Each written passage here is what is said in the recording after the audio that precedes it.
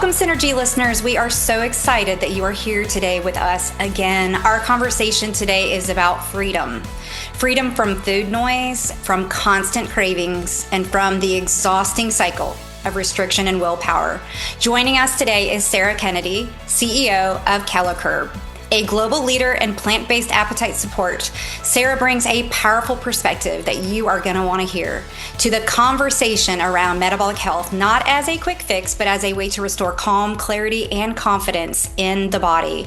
If you've ever felt like your hunger signals were working against you instead of for you, this episode will challenge the narrative and offer a refreshing and grounded approach to appetite, balance, and self-connection. We are so happy to have you here, Sarah. Joining us today. If you don't mind, we always love starting out with what inspired you to lead Calocurb, and how is your journey, professional journey, shaped, or how has it shaped the way that you think about appetite, health, and women's wellness? And if I'm saying it wrong, please correct me, because I love saying it right every time. Thanks, Laurie, and Kelly for having me on. You know, to be a founder of a company, I think you've got to be inspired by something. It doesn't say I'm just going to start a company. And for me, and I say this very openly, it was a lifelong love-hate relationship with food, loving it, hating it, that constant noise. And I'm sure there are so many people out there, both men and women, who are like that. I think I was on my first diet when I was 11 years old. And this love, hate, I love it, but I hate it. I eat it, but I don't want to eat it. I binge, the multiple diets, everything throughout my life. So when I was presented this product 7 years ago, it was developed by the New Zealand government.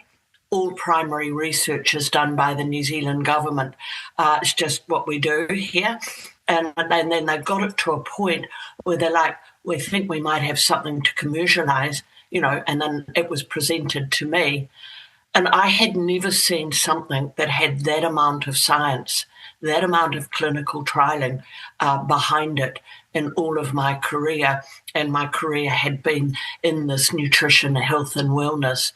And I said, I want it. And this was, remember, it was long before Wegovy was accepted on the market or launched on the market in 2021. This was 2017. So I said, I want it. And I can truly say to you now, I now am at peace with food. It's it's fantastic. I can eat, but I no longer hate it. I just don't eat as much. And so it's restored that balance for me. And, I probably take Calocurb once a day now because I intermittent fast because I'm lazy, basically. And it means, but I take mine at about 9 o'clock in the morning, and that gets me through to lunchtime. After lunch, I can walk by those muffins. I can walk by all of those things at mid-morning. And, it's great. So it's trained my brain, it's trained my gut-brain axis. So, and then, I will take it again, if I'm going to eat late at night, so I'm going out to dinner and it's going to be late, and I know I'm going to be starving. So that to help my hunger, to help my cravings. So, that started the journey 7 years ago, and it's been an incredible journey. But, when Wegovy was approved in 2021, that really, for us, educated the market on the physiology of hunger and weight management. That's incredible. So I feel like your story is going to resonate with so many, especially women. I think men struggle too, to your point. But I think for women, we're so body aware so early. And as our bodies start to change, I think the default was, don't eat that cookie. Be careful what you're eating, watch what you're eating, but we really weren't taught about how to nourish our gut microbiome in a way that supports GLP-1 production and hunger signaling. And then we're taught as a society just to ignore symptoms. So we're not in touch with how our body feels oftentimes with food. And it is physiological, and what most people don't realize is that appetite is controlled by your hindbrain, so your thalamus. And, it's an evolutionary in us because it made us go out and hunt. If you reduce your calories by 25%, your hunger will double over 4 months. It's trying to get you out to hunt. So otherwise, as I always say, we'd be lying in our caves going, oh, you know what, it's raining. I'm not going to go out. So this is actually, so it is a primitive evolutionary mechanism that kept us alive. But of course, in this modern world where we're surrounded by food, obviously highly processed, and every time we have that hunger, we go, oh, well, I can do something about it. So it's important to understand the physiology. It's not your fault if you break a diet. It's not your fault. It is what you eat. I think that is important. You have to choose the right. But that hunger actually kept you alive through evolution. So, Sarah, when someone is always thinking about food, planning it, restricting it, craving it, how do you believe that impacts their mental space and their emotional energy? Look, it's that constant noise. Yeah. And there is no, I'm sure you've seen it, it actually has been published, a simple tick quiz to say what your hunger noise is. And this has actually been verified and published, and we've used it a bit because, you will have some friends, not that many, that go, no, I forget to eat. I don't know anyone like that, but, there are a few. Maybe they're lying. They probably wouldn't have survived through evolution. They'd still be in their cave. Yes, it takes up an enormous amount of space. And you're thinking about, when am I going to eat next? What am I going to eat? Where am I going to get it from? What is this? And then it might be just that breakup. I don't care. I just want to eat something.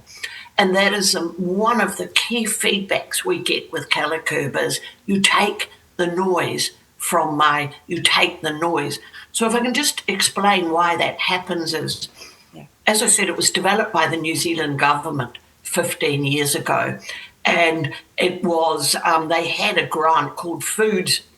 Well, a grant was given to a group of very talented scientists who are employed by the government, and it was called Foods for Appetite Control. And they had the hypothesis that they would find a natural plant-based extract that suppressed hunger or reduced hunger. And they had that from evolution, and the fact in times of famine in the Scottish Highlands, people chewed very, very bitter berries to suppress their hunger. In fact, they say Charles II used to give it to his mistresses to make them lose weight. Typical, isn't it? I bet he didn't take it himself. In the Kalahari Desert, tribesmen will chew very, very bitter cactus before they go out hunting. That was the origin of hoodia. So there was that, and then there was some very early work done on mice with bitter substances. So they got a $20 million grant. The first grant was $20 million. They did some incredible things. And what they showed was we have taste buds right down through our gastrointestinal tract. Mm-hmm. And once again, that is an evolutionary protection mechanism because bitter was associated with toxic or could be associated with toxic. So you have 25 taste buds on your tongue. And in fact, interesting enough, for bitter substances, and they go right through your gastrointestinal tract. So they took 300 gastrointestinal biopsies from humans and showed this right down through the gastrointestinal tract. And at different parts of the tract, they release different hormones. So if you eat something very bitter, you'll spit it out. If you eat something very bitter and it goes to your stomach, you'll probably feel nauseous because your body is saying, don't eat anymore. If it goes to your upper gut or upper duodenum, so the start of your gastrointestinal tract, it will release your appetite-suppressing hormones, CCK, GLP-1, and PYY. So the three are important. And why is it doing that? Because it's trying to signal to you not to eat anymore. So here was this link. So they then, with these biopsies, they grew a model, an enteroendothelial model, that they tested 1,000 different extracts on. So, and literally only 2 worked. One was a potato oxalate, which is great, but it actually is poisonous, so you'd be thin but dead. And the second one was a hop extract. And because they were plant and food research and they bred all the hops in New Zealand, they then tested another 50. So, and then they found the Eureka one. So what it's actually doing is we are stimulating your own your own appetite-suppressing hormones in your gastrointestinal tract to reduce your appetite. And that's why we say feel full faster. So they then took this, they did some work on formulation and everything like that, and they took it into their first human clinical trial. Now, this was a big trial and a very expensive trial because they cannulated or took blood from the subjects, I think every 20 minutes, and then had to analyse them for the appetite-suppressing hormones. And this is quite involved and, obviously very expensive. But what they found of Calocurb, and didn't even have a name then, was given an hour before and eat till your full lunch and eat till your full snack. It increased CCK, which is a very powerful appetite suppressant, by 600%, and GLP-1 by 600%, and PYY by about 200. So, and it did this over 4 to 5 hours. It had this wonderful graph that shows it above your own endogenous or natural release. And they got an average of an 18% reduction in calorie intake. Now, if you compare that to a semaglutide, so like a Wegovy gets about 24%, 25%. So we are we're certainly not a synthetic hormone. We're stimulating your own hormones. We're using an evolutionary mechanism, which was secondary, which kept us alive. We didn't eat bitter things. And what we're doing is we're super stimulating those bitter taste receptors. Quite interesting, though, as I said, it's an evolutionary mechanism. But as we evolved, plants evolved, and really fascinating by that, because plants make themselves bitter for when they don't want it to be eaten. So if you think of an apple tree, the leaves are quite bitter, but the apple is very juicy because it wants you to eat the apple to spread the seeds. Same as strawberries, same as anything like that. So I always love evolution because we evolved together in there. We don't eat it because we think it could be toxic, but the plants make it like that. So, yeah, it's so fascinating. So that was the first, and that is when it was presented to me. And I was like, wow, this is extraordinary. And since that time, we've gone on and done 3 more human clinicals and shown some fantastic, reduction in craving, reduction in hunger. We've just unblinded our 4th human clinical, which was a long-term 150 patients, men and women, over 6 months. So when we think about taking something like Calocurb, it's a short-acting GLP-1 stimulant, correct? Versus taking something like a GLP-1 injection that's a long-acting and that is synthetic. So I've seen a few patients that have been on the GLP-1s and they come off and they tell me their hunger is just like they didn't really have hunger before. They had the food noise before, but not true hunger. And they're saying that the hunger is just unrelenting. Well, what of course has happened whenever you take a synthetic hormone, whenever you have it, you suppress your own natural release. Because, I always say it's a bit like, your own natural hormones go on holiday. They're like, yeah, we're off on holiday now. We don't need to do anything. So when you have a synthetic hormone, particularly at that very high level, you are saturating your receptors, but you're also suppressing your own endogenous or natural release. So when you come off, your hunger is going to be unbelievable because nothing is telling you to stop. These are your natural hormones which naturally say, hey, you should stop eating. And that happens about 45 minutes to an hour after you eat. And your digester goes into your digestive tract, and that's when you're stimulating the natural release. And of course, if you're not having those, no one's telling you to stop eating. And so this wonderful feedback loop in our body, this brain, they talk about brain gut. We've suppressed that. We've completely. So I say to people, it's not an if when you come off an injectable. It's a must to take Calocurb, because you are going to re-stimulate. We will re-stimulate that gut-brain axis. And so you will have that safety net. So when we say short-acting, we last for 4 to 6 hours, and we work with the body. So you look at these wonderful graphs, we literally just super stimulate that release. A synthetic will last for 7 days. So, of course, it's a very high level when you inject it, and then it goes down as it gets broken down over the 7 days. So most of the gastrointestinal issues happen, in the first 1 to 2 days, because, of course, it's a very, very high level, and your body's saying, wow, this is very high, and I've got an upset stomach. So we often talk about that whole, the difference between fullness and satiety being very different, right? So in satiety being satisfied, after a meal, not wanting and craving for more things, which is oftentimes what drives most people just crazy. So in that relationship to leptin as a hormone and ghrelin, right?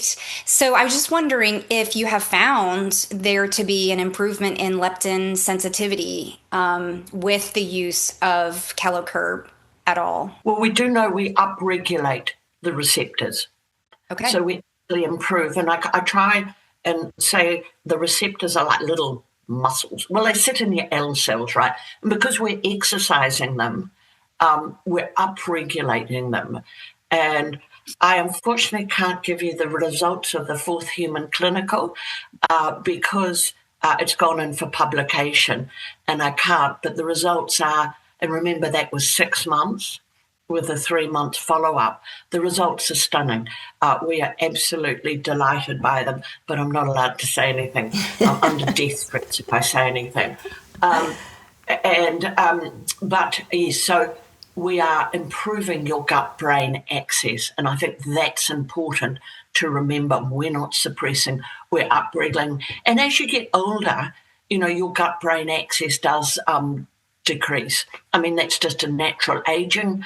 And, of course, the lifestyle we live, ultra-processed foods, we eat too fast, there's a whole lot of things, and it's just aging. So, yeah, you want to upregulate that gut-brain axis. Yes. And, my question around that was, we do see a lot of leptin resistance years before we see insulin resistance. And Yes. Right. So I do believe that this would be something that people would be able to utilize. Now, of course, I'm kind of extrapolating here, but utilize to improve that leptin sensitivity to future, hopefully reduce risk of diabetes, blood sugar dysregulation. Look, totally. The thing is, as you talk about, the whole physiology of it, so many people use it, for weight management, which is really important. But the other thing is, I love it because you can come in and out of it. Like once you get your dose, once remember, we don't escalate the dose at all. Once you know your dose is you can go, I'm fine. I'm absolutely fine. But if you're going on a holiday, let's say Thanksgiving or something like that, I'm going to be surrounded by food all the time. I'm just going to eat a little bit less. I'm still wanting to eat, but I'm going to take that noise out of my head. So the wonderful thing is, as you said, I use it just for maintenance. Mm-hmm. I don't use it to lose weight. I use it for maintenance. But, I will, as I said, use it more if, say, I'm traveling. That's a huge one. You're surrounded by, an airport foods and airports and all of those things. And you think, if I don't eat now, I won't be able to eat. What am I going to do? Just help you to make healthier choices. So when we think about aging, you said it's just aging. I was like, darn it. So as we see hormonal shifting, say the perimenopausal phase, we start seeing muscle mass loss, we start seeing mid-abdominal weight gain. We lose about 3% of our lean body mass a year if we're not careful, right? And so with the introduction of these GLP-1s, we're seeing a lot of muscle loss in someone that's not being diet diligent. So as we cut calories, if we're taking something that is suppressing the appetite, are we seeing muscle loss on Calocurb? I can't tell you.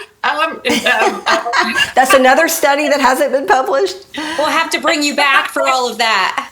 Oh my God, yes, please, Okay. please. It literally has just gone into publication.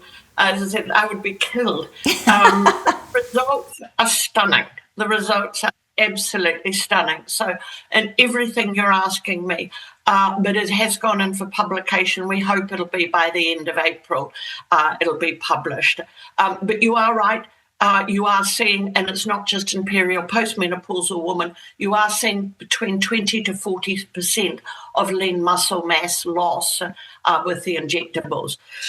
And I can't hypothesize, but, I think some of it is what we eat, so we're eating less protein, but I think there might be some more, because remember, when you're taking that, you are suppressing your other appetite, your natural ones, and I think there's something happening in there. So you are losing between 20 to 40. The way to try and combat some of that is to up your protein, which I think for a woman growing older, women and men growing older, you should do all the time anyway. And the thing is, because, when you don't feel like heavy protein or protein, so you just got to get it with that. So you are getting a lot of lean body mass and keep up strength training. So when I first implemented Calocurb, I was an early adopter, I would say, of integrating it into the practice.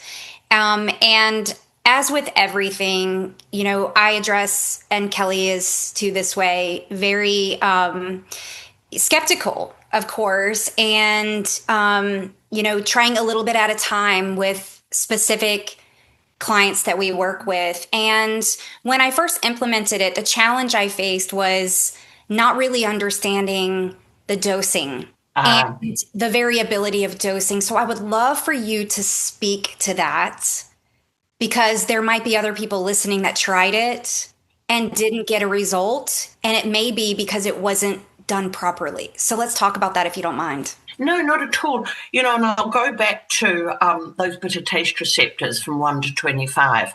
Right? So everyone has them, but around 90 to 92% of people have between 1 and 19. And then we get the super tasters that have between 1 and 25. So that's why we have an onboarding dose. So take 1 a day for 2 days, then 2 a day for 2 days, and then ramp it up over 5 days. Around 5 to 7% of people will be what we call super tasters. So they should just stay on the 1 capsule. So if it's a 1, they should just stay on that 1, because they're super tasters. I always say to them, hey, you would have survived through evolution, but. And then in the upper end, think of it as a bell curve. 90% of people sit in the middle, and they are good with the 250 mg dose. Absolutely works. And then you might get that top 5% where they might need a little bit more. So it is physiological. This is not an act of God. It is a physiological product, and it is doing that. So it's just finding that dose. 90% of people will be on the 250, so the 2 capsules. The only side effect is a laxative, right? So if you if you are that super taster, an hour after you've taken it, you will have a softened stool. That's it, 1 and done, right? And you're like, okay, it will go. Your body will get used to that super release. And then maybe at that top 5%, you may need to take, 3 capsules. But it's in between that. So as I always say, just that's what that first week onboarding is. and that first 2 to 3 days with a laxative effect, it will go. But, if you're a super taster, you're lucky, just stay with the one capsule. Is that what you experienced, Laurie? Yeah, so I had people that didn't respond. They didn't have side effects. They just didn't respond, and I wasn't quite sure whether I needed to step up and how much. And the other thing is that the population that I treat, and I would be curious to understand this a little bit better, is I live in the number one retirement community in the entire United States. So my average client is right now, I would say 60s, and up. I mean, my oldest clients is in their 90s. Wow. And there are chronic conditions, I'm just curious, that also affect taste. And I'm just wondering if that also is a piece of the equation too. Absolutely. As I said, as we age, your gut-brain axis does decrease. So I would up the dose of it to 3 capsules. When you'll find and then over time, they've upregulated those receptors, so you can probably bring it back down.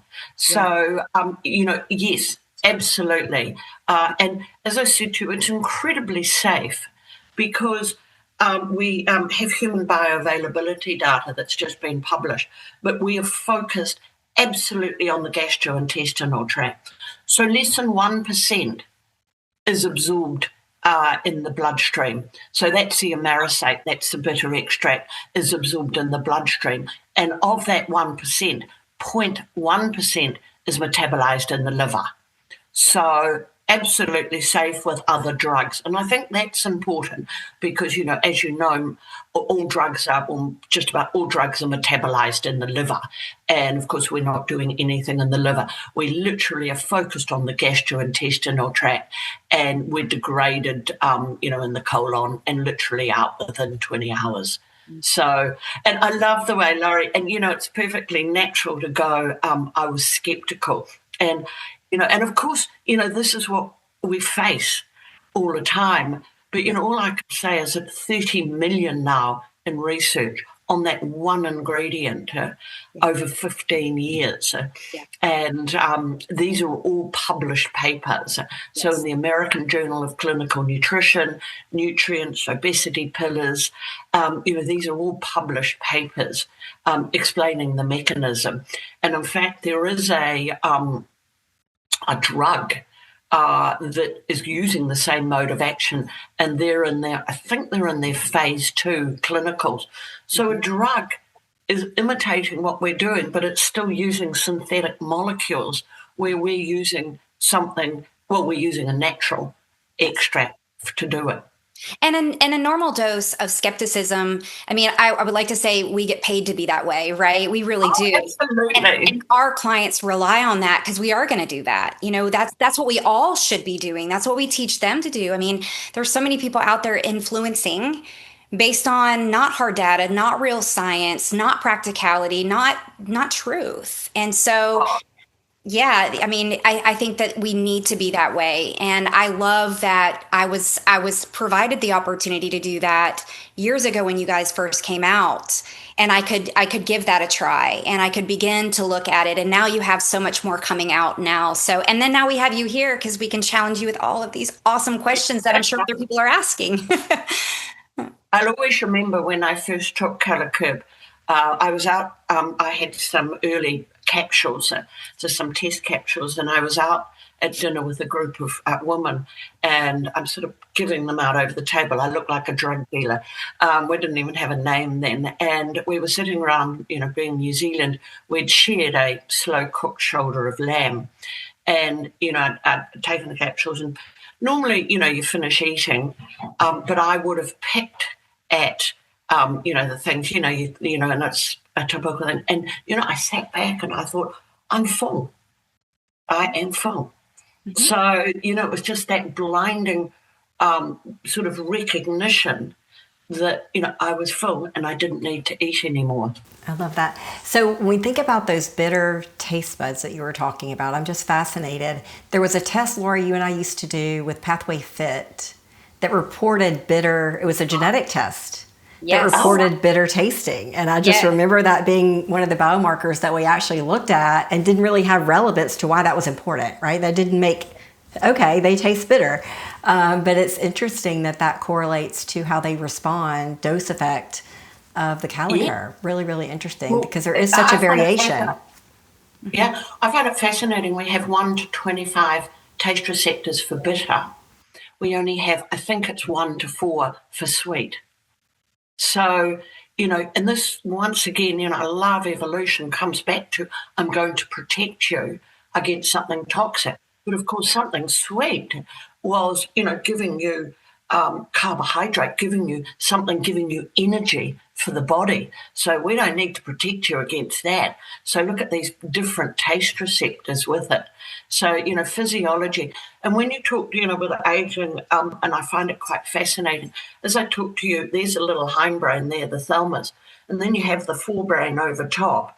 And, there's the forebrain, and we go, no, I've got willpower. I don't need to do this. I can rationalize not eating. You put hormones, you put stress, you put lack of sleep, you put alcohol, you put anything there, and that forebrain comes falling off, and then you're off. And I always say to people, how many times have you eaten hot chips late at night, after you've had alcohol? It's like your little forebrain says, ooh, and your hindbrain goes, we're off. So, and that's what I love it. You talked about, with postmenopausal or perimenopausal, of course, there's so many fluctuations of hormones in there. I mean, that's really going to screw with your brain on that. And to make it worse, as you would know, in menopause, you actually have to eat 200 calories less a day just to stay the same size because your metabolism has slowed. So, how can we help you do that? And how can we help you make healthy choices? In women that are still menstruating, in that luteal phase, the one that we call PMS, women will eat on average 200 calories more during that week, and some will eat up to 600 calories at least. And that's at PMS. And of course, it's natural because your body is trying to get that energy in case you implant that egg. So everything is natural. It's trying to get food. But of course, we're not wanting to implant an egg every cycle. So I say to a woman, hey, in PMS, it's not going to help your mood. You're still going to want to rip someone's head off. However, it will help you with the eating. So, amazing biology, right? It's amazing biology. And the thing is that 200 extra calories up to, whatever, which is usually more than that. I think that was a very kind number. It's certainly not nutrient dense. And that's what makes it even worse. It's comfort foods and sugar, as you said. So they're getting more calories and not wise nutrients at all. And then the bellies. But the body is telling them that. Yeah. Because, they may be implanting, they want to get that. And of course, when we are surrounded by highly palatable food, as you said, it's going to be comfort food. So it's not going to change your mood, but it is going to help you with the eating. So this is what I'm saying. I'm not sure if you realize, originally, very early on in my career, I was a veterinarian, and I practiced as a vet, and then I went into nutrition. But, it's so interesting with animals because, obviously we have a greater forebrain, but, animals will follow their physiological hormonal pathways and react far more to them. So, yeah, and we need to explain that to patients and humans that, we have these incredible biological or physiological pathways that, that evolved us. And we then just happened to get this larger frontal lobe, which made us say, hey, I've got willpower. But really, you don't have willpower when you're driven by your hindbrain. Well, you might for a short amount of time, but, put anything over it and you're going to have problems. So you've mentioned mood a few times. So I want to go back to the mood. Obviously, this is a hops formula. So is there any effect on mood or calmness? No, we take out, we extract it by supercritical extraction, so by CO2 supercritical. So we literally take out all the biological matter and all the phytoestrogens as well, because we often get asked, does it have estrogenic properties, calming properties? But no, we're literally left with the alpha and beta acids in a certain ratio and a tiny amount of essential oils. So if people do get a reflux at all, it's like a beer burp. And so men don't mind it at all. It's like just, having that, I haven't drunken beer. But as that's the essential. So no, with that. But we do get a lot of people saying, because, or quite a few people saying, your appetite centre sits next to your addictive centres.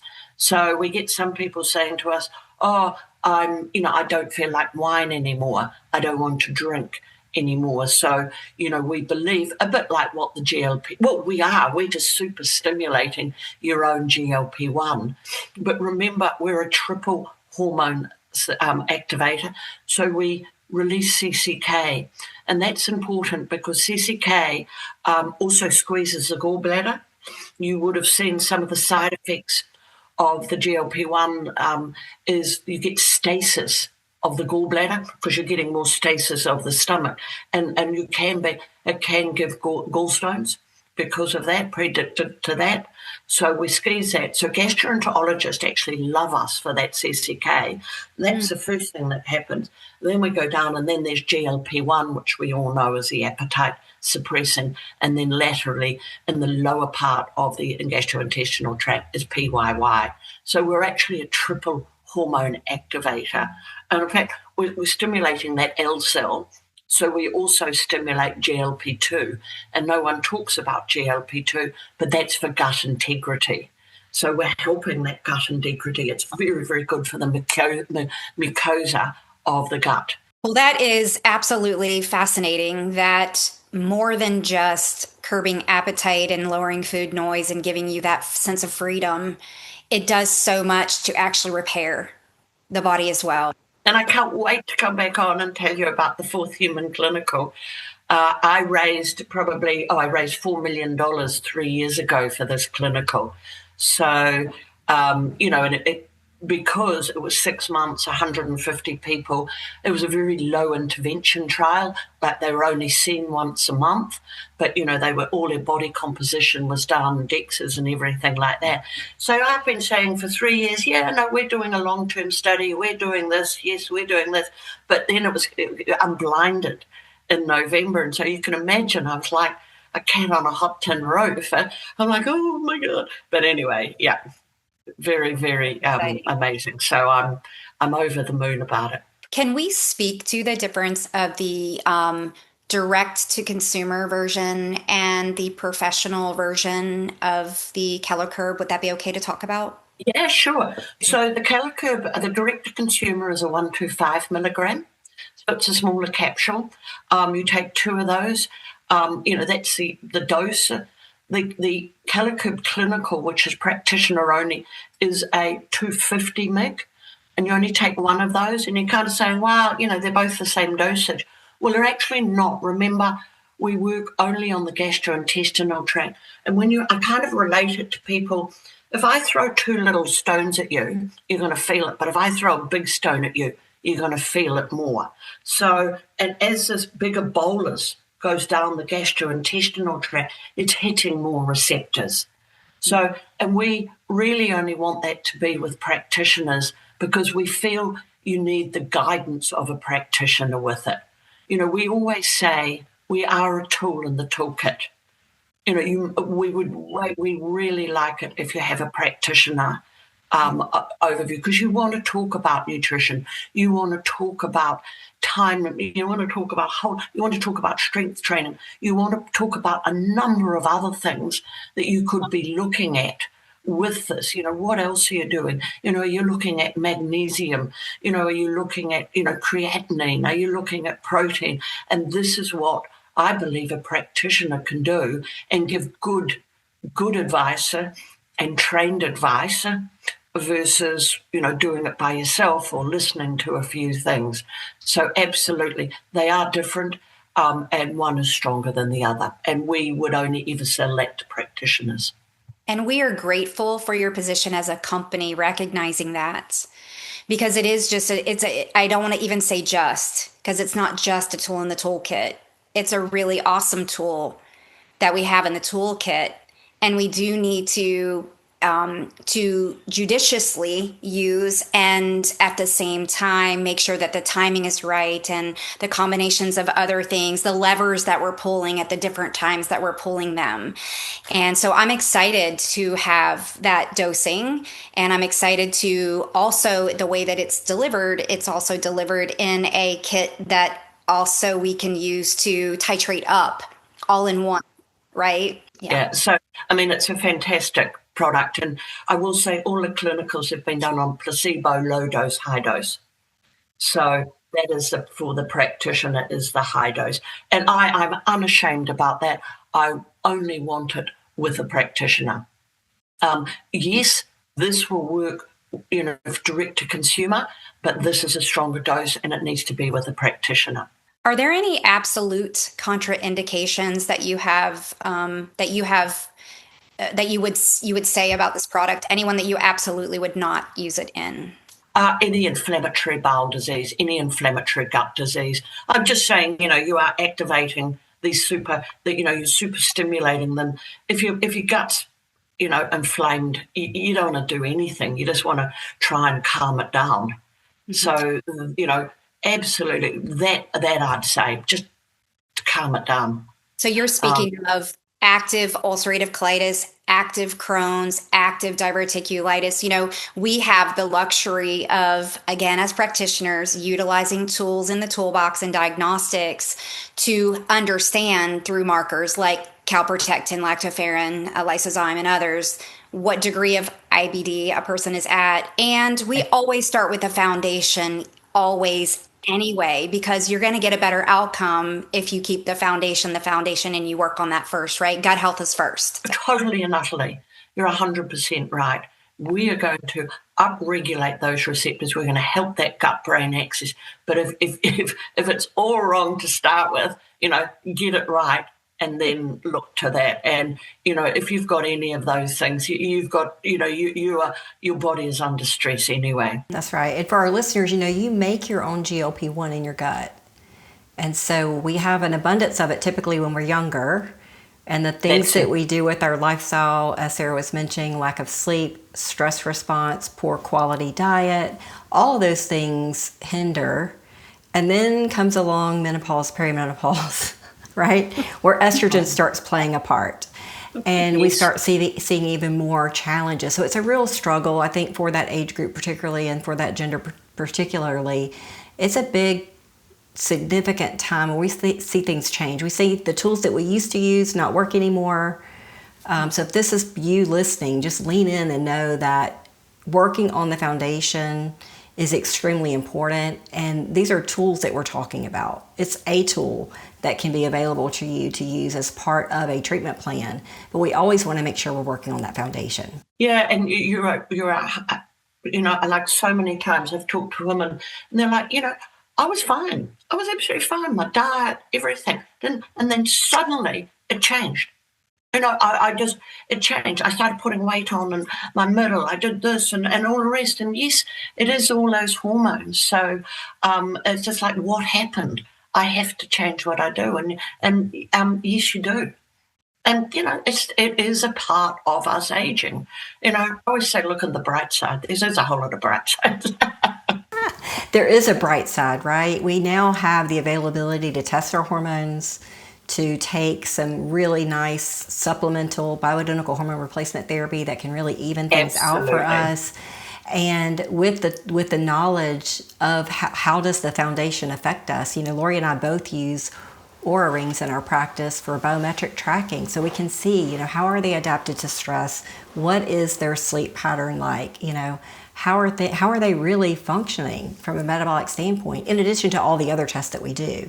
I think having the wearables really That's help wonderful. us navigate that better. Yeah. You guys are amazing. We don't have quite that sophistication here in New Zealand, unfortunately, with integrated medicine. And it does make me grumpy because, a lot of it is like, oh, it's just natural, just get on with it. And there is so much more that you can do and assist with. And it does make me grumpy in New Zealand. It's like, no, you just got to, restrict your diet and do things like that. And no, that is not the only answer. I'm so glad you brought that up because I do think sometimes we take for granted the amazing things we have access to in the US. Oh, yes, you do. Yeah. We just do. I'm just constantly impressed by it. I mean, we just had someone the other day here in New Zealand who had, put on a lot of weight through perimenopause, went to see a nutritionist, and it was that old school, you just cut back on everything. Ugh. And, that it's just as, it's willpower, and it's not about just willpower. And it just is like, what age are we in? Let's look at some other tools to help you. And what message are we sending, right? It's almost like it's your fault. Exactly.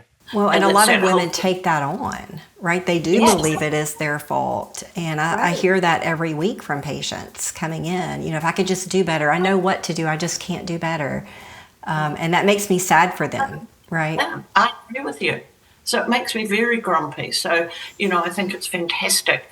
Well, first of all, that we're talking more about it. People say to me, how do I feel about the synthetics, GLP-1s? And I literally get down on my knees and pray to Novo Nordisk. They spent $1 billion in that year that they launched and educating about the physiology of weight management. And up till then, I still don't think people really understand that we're just, supplementing their own GLP-1. But before that, it was just willpower, diet, and exercise. Mm-hmm. And now, they literally, for good or bad, it's become a household word. And that is great about it's not just willpower. There is a combination of so many factors. Mm-hmm. And we have an obligation and a privilege as well to stand together. And Kelly and I talk about this a lot as practitioners that are out there being asked, is this right for me? And helping people navigate those decisions. But it is a tool we have in the toolbox, and that's a beautiful thing. But the reality is there are other tools in the toolbox too. There are risks to every decision and benefits to every decision. Come alongside of a qualified healthcare practitioner that can help you make the decisions that are right for you, your biology. And kind of, back to that whole, it's not your fault.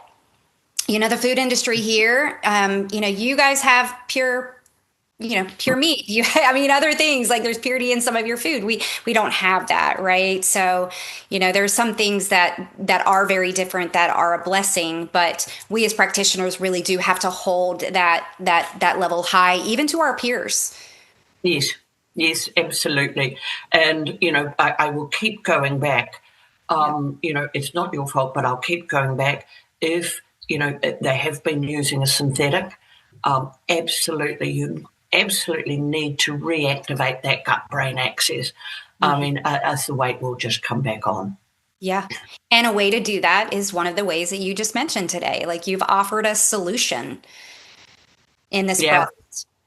Yeah, absolutely. And we're, and it doesn't mean you have to be on Calocurb for life. You don't have to be on Calocurb for life because I said what we're doing is helping you upregulate. You can come off it, but, go in and out.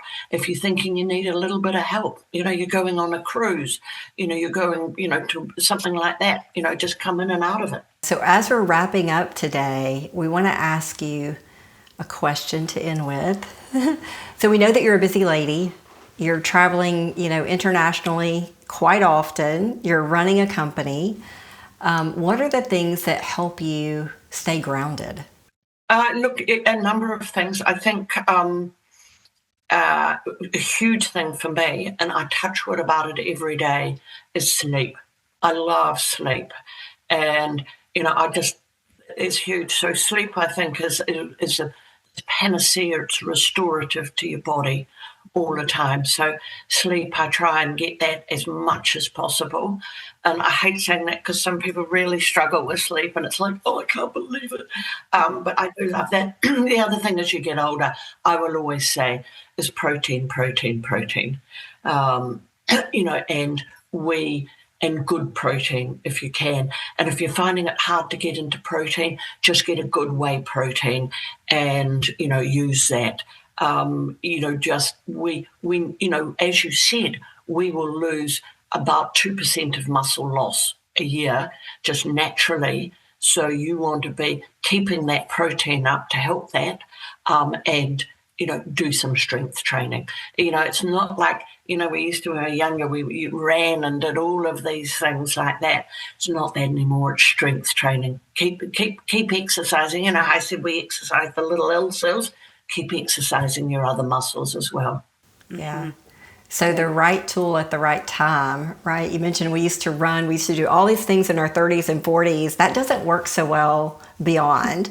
We have to shift gears and recognize that we're at a different stage and our body needs different things to maintain that muscle mass, protect our stress response, and live our best life. Mm-hmm. And we do. That's right. With some tools. Yes, lots of tools. Well, thank you so much for taking time out of your busy schedule to share what you have. And thank you for being a pioneer. That whole story of converting from veterinarian medicine into the health and wellness space, I feel like that was a pretty cool, fun fact that I did not know. So that's Yeah, so thanks for sharing that too. And I look forward to future conversations because we're just going to have to circle back because data is data and we have to let you have a platform to share it. So. Oh my God, absolutely. 3 months, because I just cannot wait.